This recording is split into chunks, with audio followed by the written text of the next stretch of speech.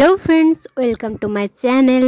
তো আমি সকাল সকাল রেডি হয়ে বেরিয়ে গেছি এক মন্দিরের উদ্দেশ্যে। আমাদের এক দাদার মেয়ের অন্নপ্রাশন। রওনা হলাম বেজরাজপুর। তো আমাকে সিম্পল লুকে কেমন দেখাচ্ছে অবশ্যই জানি। আর এই যে আমার একতলা গোলাপ গাছ, কত ফুল ফুটে। গোলাপ ফুলগুলো যেমন দেখতে এইরকম সুগন্ধ, আহ কি সেন্ট। এই যে দেখছো আমার একটা বুনছি রেডি হয়ে চলে গাড়িতে চেপে গেছি। এখানে আমার জেঠিমা পুচু সবাই আছে। আর এই যে আমাদের পুচকি যে ভাত খাবে, আর আমি ওকে ডিস্টার্ব করে গালগুলো দেখো আমি টিপে দিচ্ছি, কি গোলু মোলু তাই না।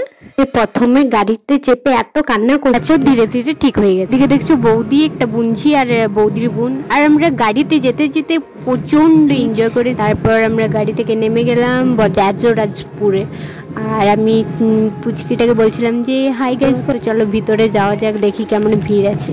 ভিতরে যেয়ে দেখলাম কোনো ভিড় নেই। পুরো মন্দিরে ভিডিওটা এটাই দিতে পারলাম না, কারণ এইটাতে অনেক বড় হয়ে গেছে। তোমরা এর পরের ভিডিওটা অবশ্যই দেখো কিন্তু।